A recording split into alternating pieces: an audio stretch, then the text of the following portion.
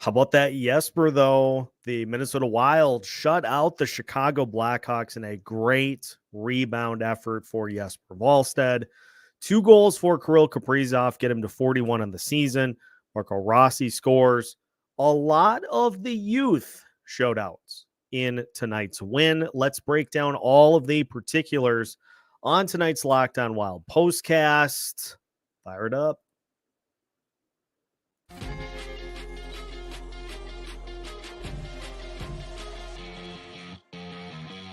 You are Locked On Wild postcast, part of Locked On Minnesota on the Locked On Podcast Network. Your team every day. The Minnesota Wild pick up a 4-0 win over the Chicago Blackhawks here tonight, and we are going to dive right in. Honestly, I like this way better, the Swedish meat wall. Let's talk Jesper, because all eyes were on Jesper Wallstedt here tonight. My eyes were on Jesper Wallstedt. The audience's eyes were on Jesper Wallstedt. And he was much better in this game today. And he even talked about it after the game, which, by the way, I encourage you to go listen to the interview that Kevin Gorg did with Jesper after the game. Very candid, a little emotional, but very candid. And I'm not downplaying the emotion. That was great to see. Very candid in the areas in which he needed to improve coming into this one. And he did a great job. Talked about needing to be in a better position himself to face the shots that were coming at him. And he was. The team also did a much better job of making sure that the traffic in front of him didn't get to be too great at any given point. And so even against a team like Chicago, for a young goalie trying to get his feet wet at the NHL level, there is no team that is a guaranteed win. And so the fact that Jesper was able to show out in this one it was great. And a shutout on top of it. I've got some historical significance that we'll talk about with Jesper's shutout. But of the shot attempts in this game, Chicago had 34 unblocked shot attempts in this game. Listen to this. They had 1 shot attempt that would qualify as a medium danger, and 3 of the 34 that was a high danger. And so of those 34 shot attempts in the entirety of the game, Chicago only had 4 that were medium or high danger. That is how you defensively win a hockey game. Like, I don't care if it's the Blackhawks. I don't care if it's Dallas. That is how you win a hockey game defensively, is by limiting the number of high danger and medium danger chances. The Wild also blocked 15 shot attempts in this game tonight. And so John Hines talked about the effort needing to be considerably better for key pieces after the Winnipeg game. And the effort was much better in this one tonight. And so I thought that was great right off the bat.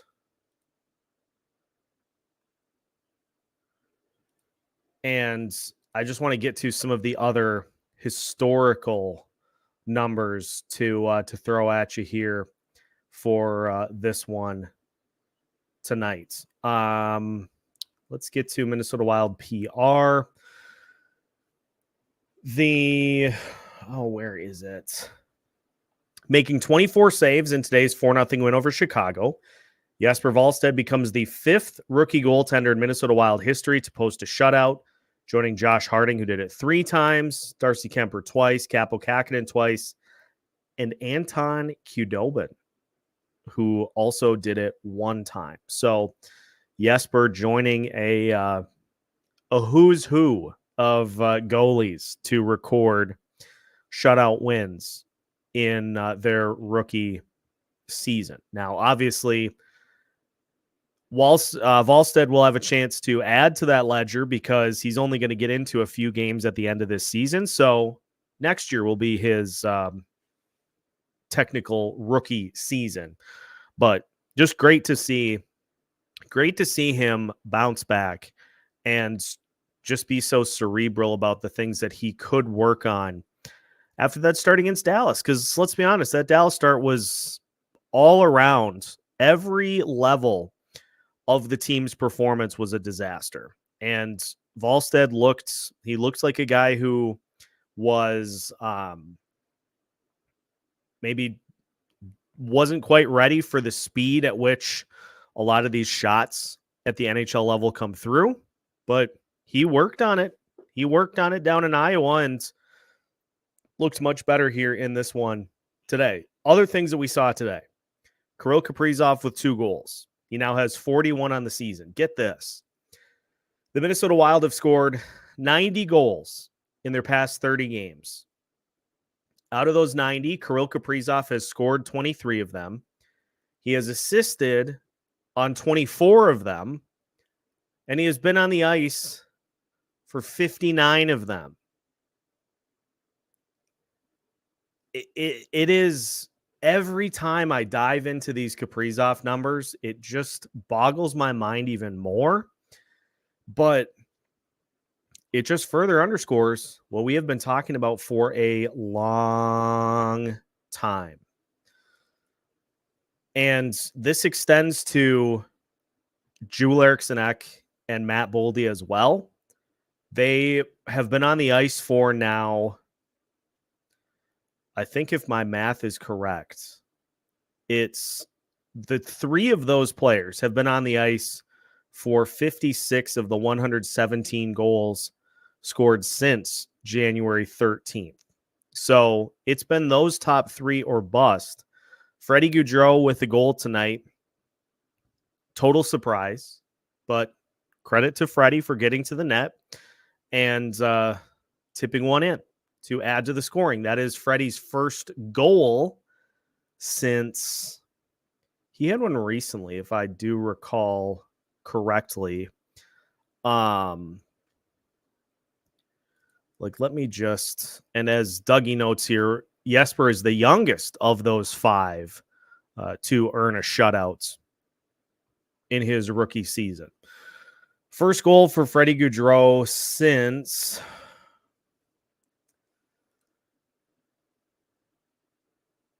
it has been a while. First goal for Freddy Gaudreau since March 3rd against San Jose. Thank you, Brant. Brant was right where I was going with that. First goal for Freddy Gaudreau since March 3rd. And if you want to take it even a step further, it's his first point since March 19th against Anaheim. Part of the issue. Secondary scoring with this team has been just very Hyde.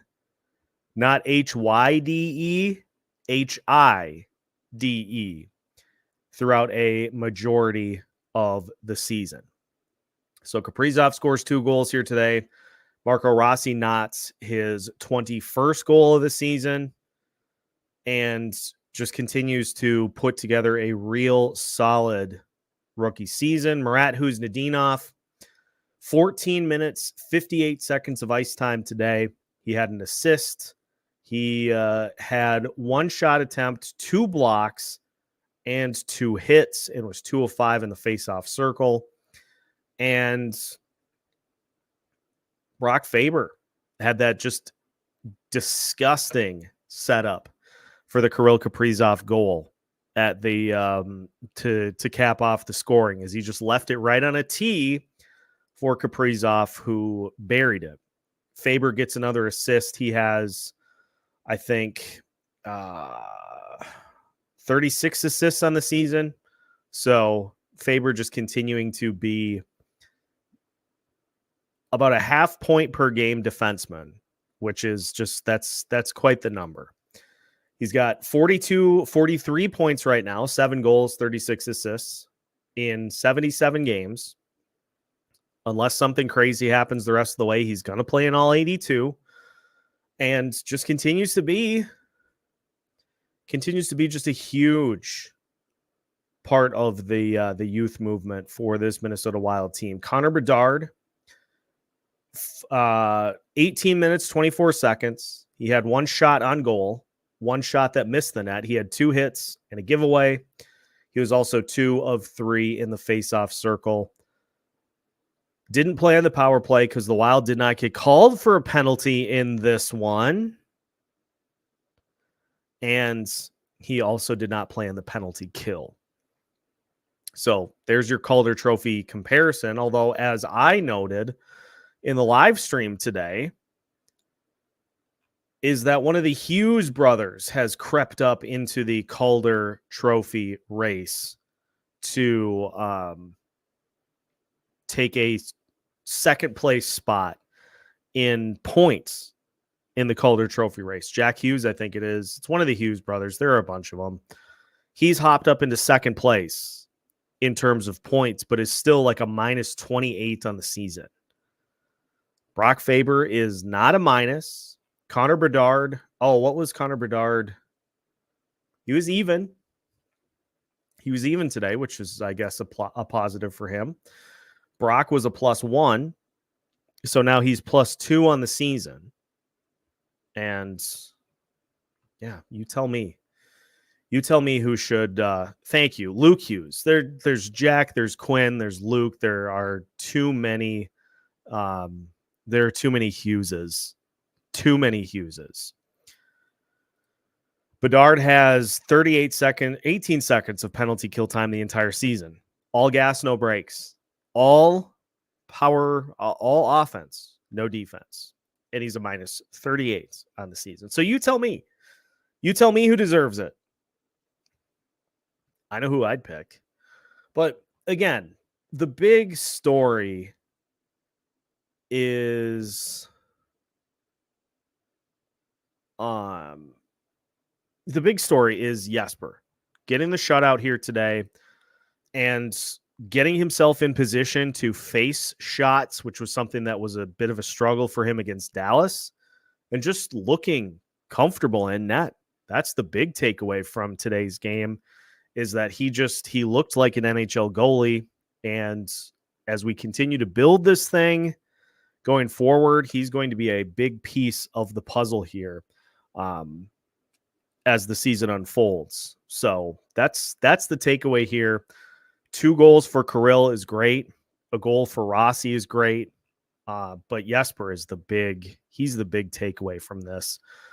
So that's kind of my 2 cents on what we saw here today. We'll get to your comments and questions on today's game as we continue today's Locked On Wild postcast. After this, the Minnesota Wild again picking up a 4-0 win over the Chicago Blackhawks. We will take your comments and your questions after this. Today's episode of Locked On Wild, tonight's postcast, in fact, is brought to you by Sleeper. We are down to the final few games of the season, and whether your team is in the playoff picture or is just playing for the future, you can still win big by playing daily fantasy hockey on Sleeper, the official daily fantasy app of the Locked On NHL Network. Sleeper is our #1 choice for daily fantasy sports, and especially daily fantasy hockey. Because with Sleeper, you can win 100 times your cash in daily fantasy hockey contests. All you have to do is pick whether your favorite Minnesota Wild players like Kirill Kaprizov, Joel Eriksson Ek, Matt Boldy, or Marco Rossi will record more or less than their Sleeper projections in categories such as goals, assists. You can even go goalies too and go Jesper Wallstedt to hit his over in saves, plus, minus, and more. To win a 100 times bet on Sleeper, you need to correctly predict the outcome of 8 player stats. Use promo code LOCKEDONNHL and you'll get up to a $100 match on your first deposit.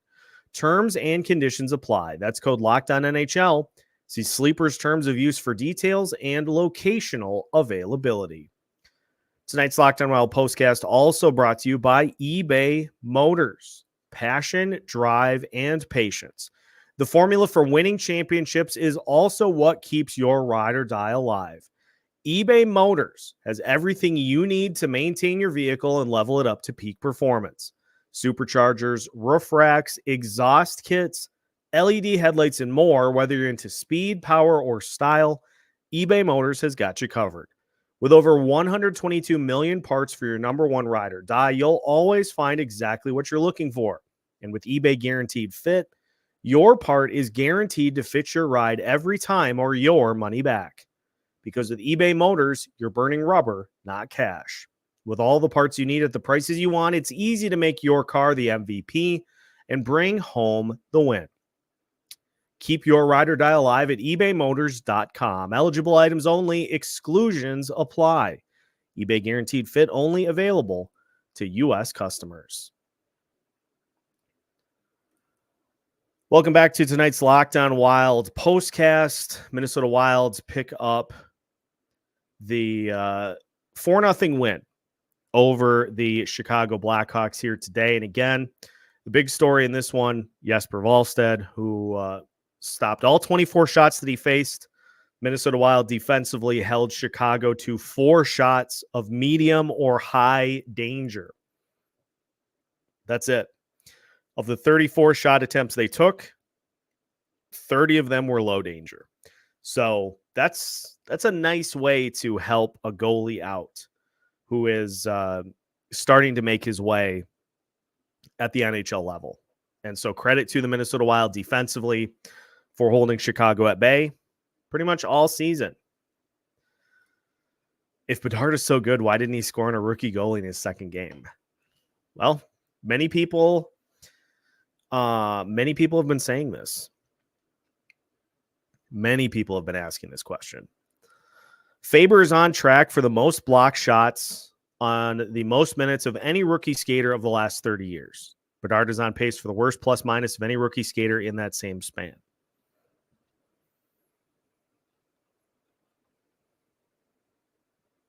Big yikes. Sean, I did see that stat, and I will just rehash it here because it is definitely worth repeating. The Minnesota Wild have scored 90 goals in their past 30 games.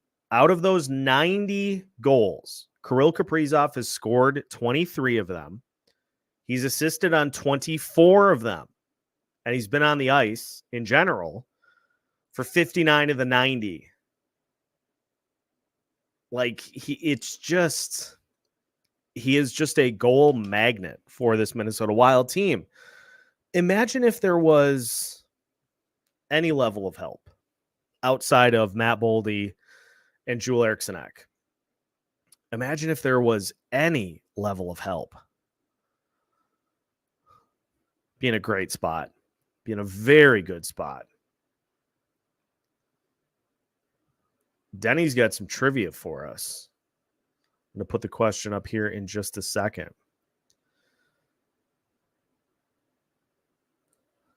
Who for the North Stars had the first shutouts as a kid?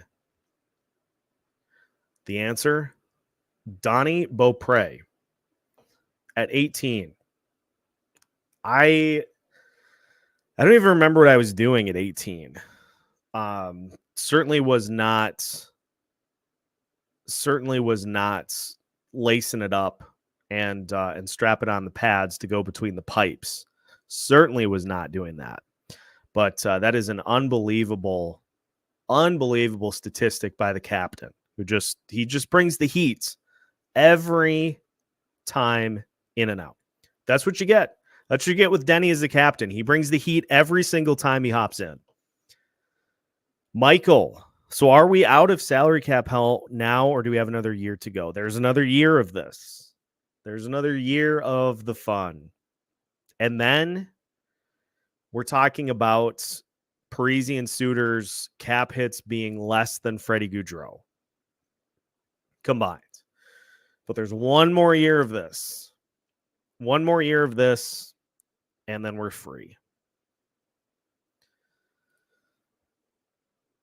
If only we had a second scoring line. They've got a piece of one. it just underscores how important that second line wing spot is. If they could just get somebody to take that spot. Like, what were the numbers today for Marcus Johansson? Must have taken it to heart, because I'm being told, there we go, 2 shots on goal in 17 minutes, 21 seconds. Matt Boldy had 4 shots. Joel Eriksson Ek had 5. Kirill had 4. So there is 13 of your 37 right there. Brock Faber had another 3. Matt Zuccarello had 3. Like, there's another 6. Like, the guys that should be shooting are, but then nobody else after that. Like, and look, there were a lot of points in this one. Like, Boldy had an assist, Eriksson Ek had an assist, Gaudreau had a goal, Kaprizov had 2 goals, Rossi had a goal, Zuccarello had an assist, Huznadinov had an assist, Bogosian and Faber had an assist. I didn't even realize today that the Wild went 11-7 because they weren't sure if Bogosian was going to be 100% ready to rock, and so wanted to just make sure that that they had another defenseman ready in the event that Bogosian wasn't ready to go. And so then they said, let's just give Mermis a shot out there. So some real interesting things with the lineup once again. But even Mermis played 10 minutes. He had 2 shots on goal and was a +1. John Merrill played 5 minutes. 5 minutes of ice time for Johnny Vibes. 6 shifts.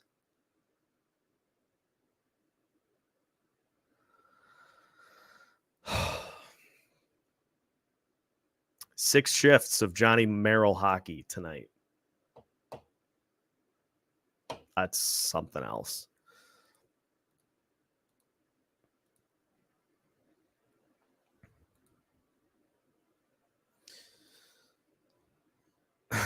Seven shifts too many. 7 shifts too many is something that I think we have been saying pretty much all season. It's just way too much. But hopefully you either get better players in front to where you're putting him in a 7th defenseman role, or you just simply remove him from the equation. Remove him from the roster, and then you don't have to worry about it ever again. I'm fine with either, but like, you just gotta do something. Like, it's funny for a team that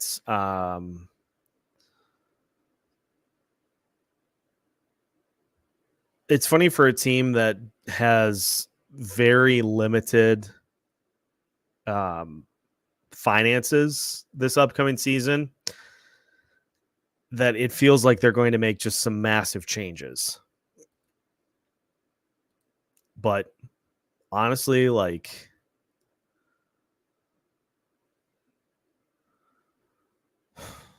there's a lot that needs doing. Cool too, though, for Jesper that his family was in town to watch him play. Honestly, what a cool moment! Like, gets his first shutout, gives that sweet interview at the end of the game. Talks about like he needed to be better at his positioning. He was. Like, he put himself in position to get this one today by working hard and by not like getting comfortable. Like, he put in work, and that Iowa team in front of him down in Iowa is not like they're they're going through it down there. But he continued to battle, and like he just continued to put the time in, which is why I think we do need to continue to be excited for what looks to be a budding career for Jesper as he continues to get himself going. Like that's a little taste that we got today of what he can bring to the table when he gets up here in a full length capacity. And whether it be, if it's next year, if Fleury hangs it up and Jesper's up here next year, then him and Gus will be battling for starts. If Fleury comes back for a year, then that's a conversation that Bill Guerin's going to have with his goalies to get that figured out. But as of right now, like, I think the thing that is important too is that there's no reason that this should be like the only start that Jesper gets. And look, if you throw him in against San Jose, sure, that's fine. I don't really care the opponent at this point. If you're going to go against a couple of the easier teams to boost his confidence and to allow him to not have to like get thrown directly into the fire right off the bat, fine. That's fine by me. But I think you got to give him at least one more this season, just to further kind of validate where he's at in his process. Now, with the win, let's reset this so I can just see. So actually, the Minnesota Wild's stick at 13 in the latest Tankathon draft standings. They are still at 13 with 83 points. Tied with Philadelphia, who has played one more game, and the Pittsburgh Penguins, who are not getting their first round pick because that's going to San Jose. So San Jose's got 2 first rounders. They are in the number 1 spot, have been forever. They have only 44 points on the season. They're 18, 50, and 8. Chicago's next with 51, then Anaheim with 54, and Columbus with 64 is your top 4. The most likely thing would be, because the Wild have to play Colorado, they play Vegas. They've got some tough games down the stretch, and they are playing teams. They're playing teams that still have a lot to play for. So you have to finish off the season Colorado, Vegas, San Jose, Los Angeles, Seattle. So you're losing 3 of those games. So at most, you will probably pick up 3 or 4 points. So you're going to finish the year at 86 or 87, which is going to put you right on the fringe. Like, you just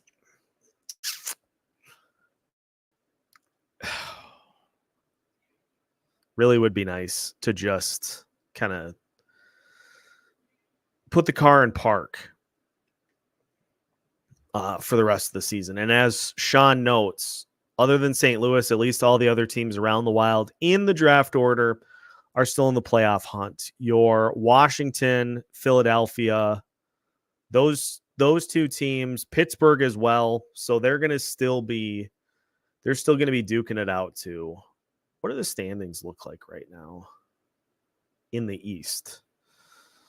As of right now, Pittsburgh is 1 point behind Detroit, as is Philadelphia. Washington is 2 points back. So yeah, that's going to be a dogfight down to the end of the season. So it's likely that those teams are going to rack up a few more wins. Me likey the sound of that. Tampa Bay has already clinched their wild card spot because they've got 93 points. So it's, if you can just keep yourself in position to be somewhere around 10, 11, or 12, that would be ideal. Is it crazy to anybody else how we were talking all the way back at that point of the season that this is just going to be a hard mountain to try to dig out? Because you had all of these milestones, like all the teams or most of the teams that are in playoff position by Thanksgiving make it. And they weren't in a postseason position there. Weren't in a postseason position by 2021. They just have not gotten themselves into that position at any point this season. And if you get it's the 5-14 start, and then the other killer stretch was that stretch in January in which they were 1-7-1. Those were just killer this season. If you do even a little bit better, you're in at this point. If you go even 8-11 to start the year, you're in. If you, instead of going 1-7-1, if you go 4-4-1, you're in. Even having not consistently beaten any of the teams in front of you, you could still find a way to get in. But it just wasn't meant to be. There's going to be plenty of time in the offseason to point to all the different instances that just were signals that this was just not it this year. Those two stretches, all the injuries, trying to run it back with, as Denny notes, the same guys that got thrown at the back of the bench. All those things.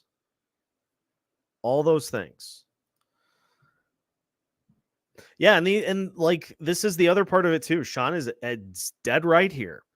You had the season in which you just had so many guys just go out of their minds from a scoring perspective. And so there was always going to be, and we saw a little bit of it last year, going to be regression offensively. And then last year, Philip Gustafsson, one of the 2 or 3 best goalies in the league. And there was regression there too. The fact that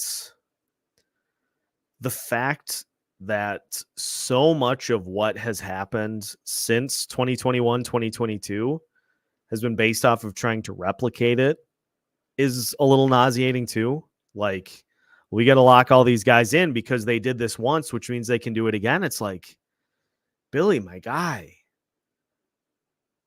it's okay to admit that these guys played above where they're capable. You don't have to try to lock everything in to repeat what is not likely sustainable. Being in doesn't mean much. Gets you 2 to 3 home playoff games and a lower pick. We're not good enough to beat the top tier. Have not been good enough to beat the top tier at all this season. But that's your goal as a franchise, is to get to the playoffs, to get those 2 or 3 extra games. That's the goal for this team. And if, until that bar is raised, then we get to the postseason and you don't get any further. And then you have these couple of seasons where you just have tried to retain everything that got you to the playoffs, but no further. And then you stall out. Because if you have any level of injury, you don't have the guys that can replace what you have in the lineup.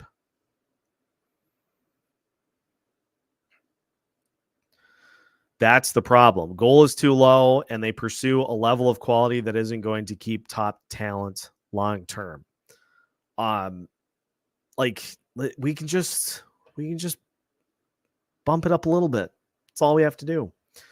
March last year, the Wild scored 3 goals in regulation and went 7-4-2, I believe. I remember that stretch, and it was like I think I can even pull that up and just run through what happened at that point in the season, because that was cheeks, as the kids say. Even though they were winning games, it still was just like, oh, come on. All right, March.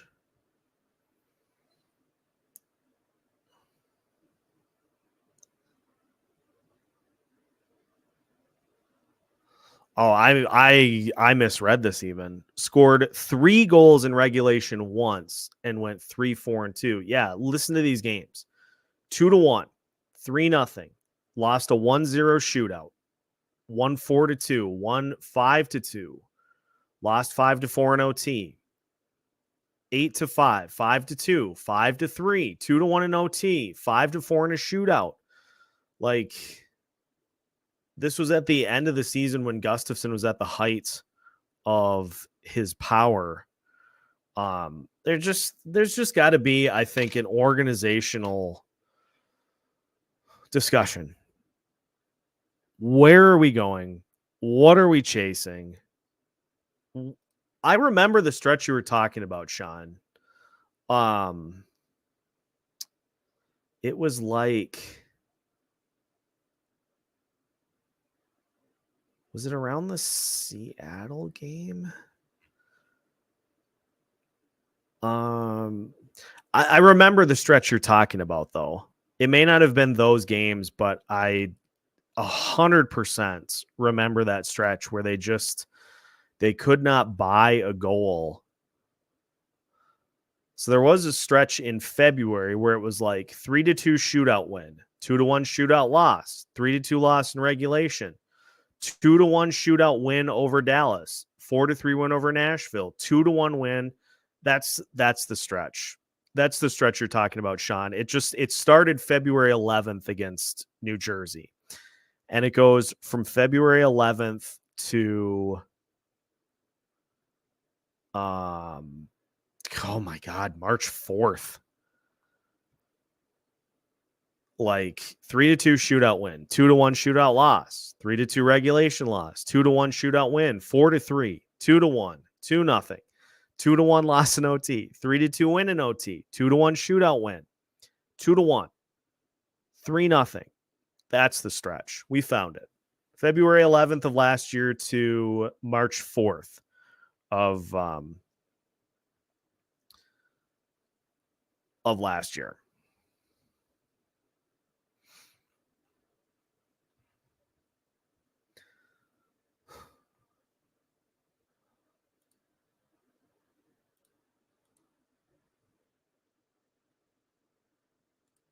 I was trying to see if there are any more fun quotes from the game today.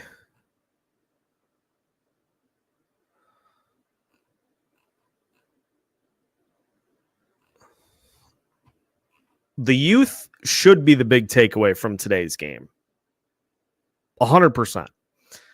Jesper was great. And Rossi scored. Faber had that gross setup pass to Kaprizov for one of his 2 goals.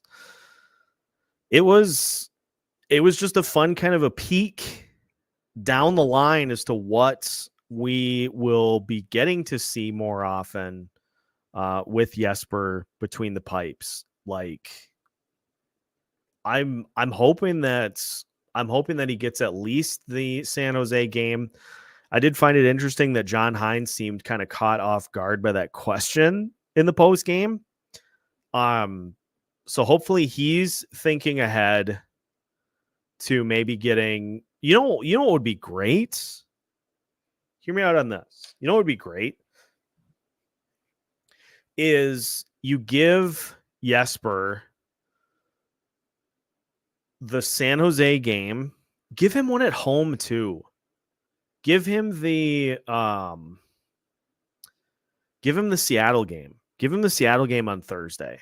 Give him that final home game in addition to the San Jose game. You get him 3 games to end the season, and you still get Gus, you still get Fleury in there. You can give Fleury the game against Los Angeles, but give Jesper 3 down the stretch. Give him an opportunity in front of the home fans. In addition to probably that San Jose game too. I think that would be a great goal to strive for down the stretch. In addition to getting Murat Huznadinov some help. I thought Beckman and him had some chemistry on that third line. Try somebody else in that department. Somebody else on that side.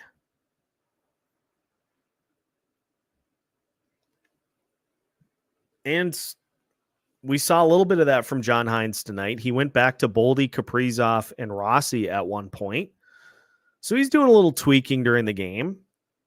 But final 5 games of the season, because what happens? Vegas plays I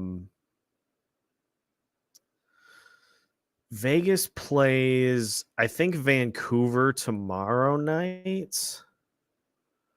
So let's so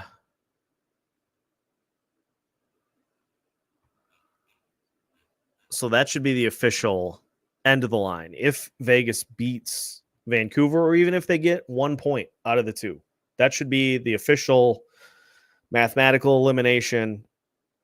And then at that point, it should be all about evaluation.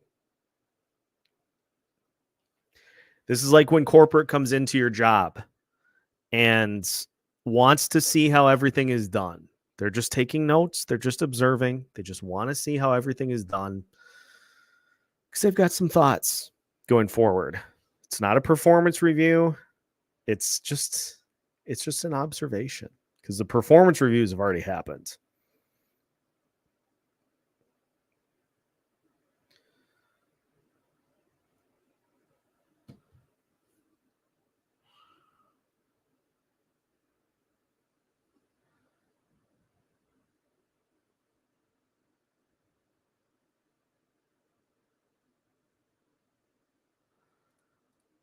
What is it you say you do here? All right, let's talk about this. I want to talk to Samson because I have been going to war on the Matt Boldy front all weekend. It is possible. It's probably not likely, but it is possible that Boldy hits 30 by the end of the year. Look, Matt Boldy has areas to his game that he needs to work on. That's a factual statement. That is 100% something that is true in the universe. He has some areas to his game that he can work on. If he is able to improve his finishing by a couple of percentage points, he's probably more like a 40-goal guy this year. But there are people that are just so done with him after 2 full seasons in the NHL. That's the thing that I struggle with, is the people that are just ready to write him off after a 31-goal season last year and 26 goals this year. And yes, that stretch to start the year was not great. He had 1 goal in the first 19 games of the season.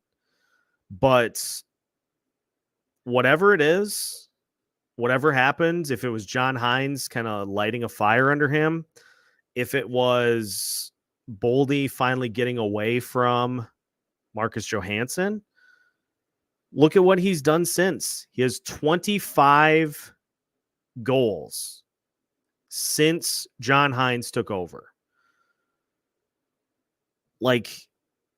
It's okay to want more from a guy like that. That's not a problem. But there just are so many people who are like, we got to trade him. He's never going to amount to anything. Like,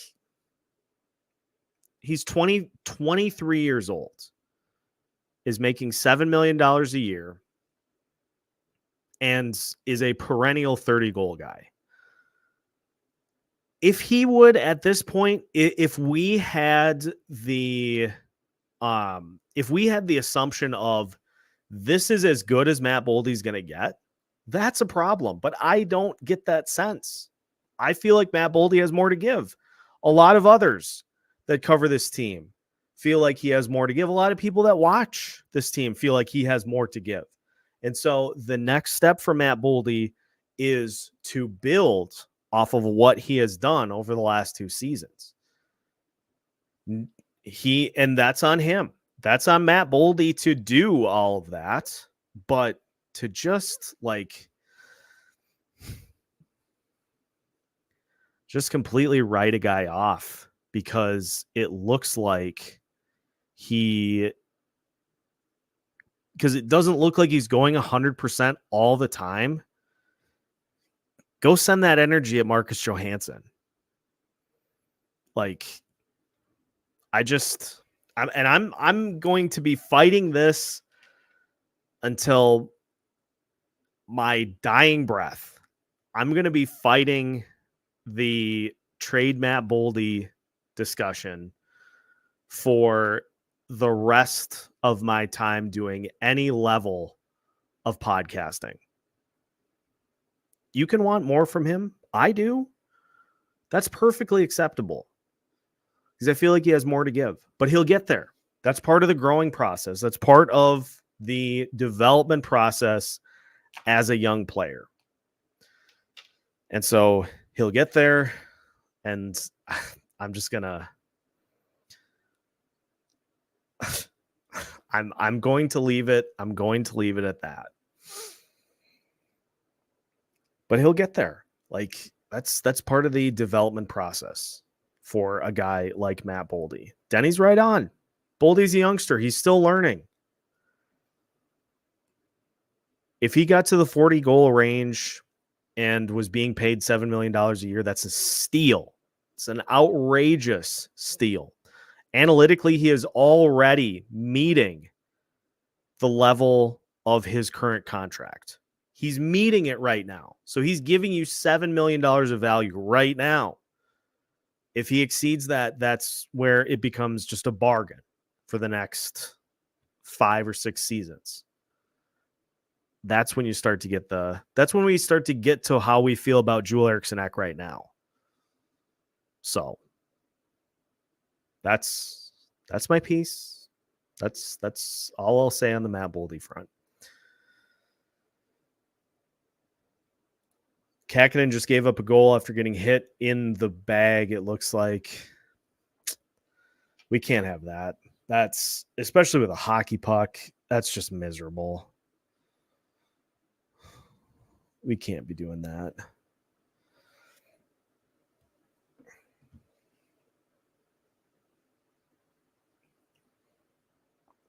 All right, so next up, the Wild play Colorado. The Avs are really good.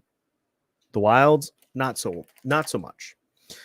A fun fact for the day, it was brought to my attention that a particular Minnesota Wild former forward is starting to get some elevated minutes. Keep this in mind too. It took Joel Eriksson Ek 4 seasons to get himself figured out. It just takes guys. It takes guys a while to get here, number one. And then it takes them a little while to figure out how to stand out. Kaprizov had it from the moment he got here, but let's also keep in mind he played in the KHL for a long time. So he had a lot of things figured out by the time he got here. Matt Boldy got hurt. Otherwise, that season, his rookie season, if Matt Boldy doesn't get hurt in training camp, I think he wins the Calder that year. He's been that good since.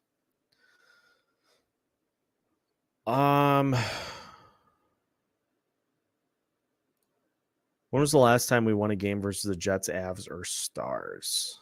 Last year. Last year would be my guess. I will take a peek. And, again, Dougie's right too. There needs to be patience for these guys. Marco Rossi, 19 games last year, 1 point. Now this year, he's in the midst of being one of the standouts for the Calder Trophy. You just have to give guys an opportunity to figure it out. Some of them don't, but when they do, they do. Yeah, I think Sean is right. Steamroller 17. It would have had to have been just what game was it? It was game 5, I think. Yeah, April 21st against Dallas, the game 3, the 5-1 win. Oh, that game was so much fun. That game was so much fun at the X. The crowd was insane. Mason, was it Mason Shaw that did Let's Play Hockey there? It was electric. People were heckling Ryan Suter so much, and they ran the Stars out of the building. But then 3 straight. 3-2, 4-0, 4-1. And I'll never forget it. Like, Dean going line blender with 2 minutes to play in game 6. Like, they just, the team just collectively did not have any answer for anything after 2-1. So yeah, that was the last time. The Wild are winless against Winnipeg, Dallas, and Colorado this season. They're 0-8-1 in 9 games.